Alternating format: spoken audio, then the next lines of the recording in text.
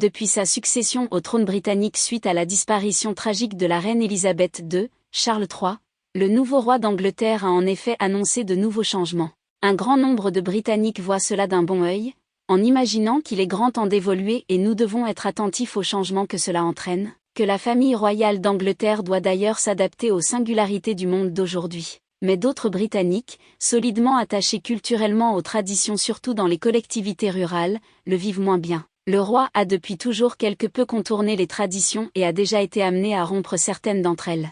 C'est notamment le cas avec son deuxième mariage. En effet, le prince Charles a fini par épouser sa maîtresse, Camilla Parker Bowles, qui avait elle aussi déjà été mariée. Cette union a très longtemps fait scandale, puisque le peuple anglais savait que Charles avait trompé Diana avec Camilla pendant de longs mois avant sa mort, et, d'autre part, aucun membre de la famille royale ne s'était jusqu'alors remarié, qui plus est avec une femme divorcée. Charles n'en est ainsi pas à son premier acte de rébellion contre les traditions, bien au contraire. De nombreux changements sont donc en train d'être réalisés par le nouveau roi. L'un des premiers concerne les pièces de monnaie. En effet, la tradition veut qu'au changement de roi ou de reine, celle-ci soit imprimée à l'effigie de la nouvelle ou du nouveau souverain avec son prénom inscrit en latin. Or, Charles III en a décidé autrement. Ce dernier ne veut pas que son prénom soit mentionné en latin sur les pièces de monnaie à son effigie, mais qu'il y soit inscrit à la place Charles III DGREXFD. Ce changement est justifié par le fait que le roi redoute que l'utilisation de son nom en latin ne le fasse percevoir comme inaccessible et trop ancien pour le peuple anglais. Un porte-parole de la Royal Mint s'est confié à ce sujet au Daily Telegraph ce vendredi 7 octobre. Le prénom Charles a été adopté sur la pièce de monnaie du souverain pour souligner qu'il est accessible et proche d'un public moderne. Pour rappel, lors du règne d'Élisabeth II, les billets et pièces de monnaie avaient gardé l'inscription du prénom Élisabeth, car ce dernier ne peut se traduire en latin. En parallèle, le nouveau roi souhaite diminuer le train de vie de la monarchie au vu de la crise économique qui touche le Royaume-Uni. Il désire ainsi être en phase avec le peuple britannique en se débarrassant des membres qui profitent du système sans produire le moindre effort. Également réduire le nombre d'altesses royales qui vivent aux frais de la couronne, et le nombre de résidences en vendant certaines propriétés. Le roi sera également davantage impliqué au niveau de la communication, notamment sur les sujets des crises humanitaires et de l'environnement.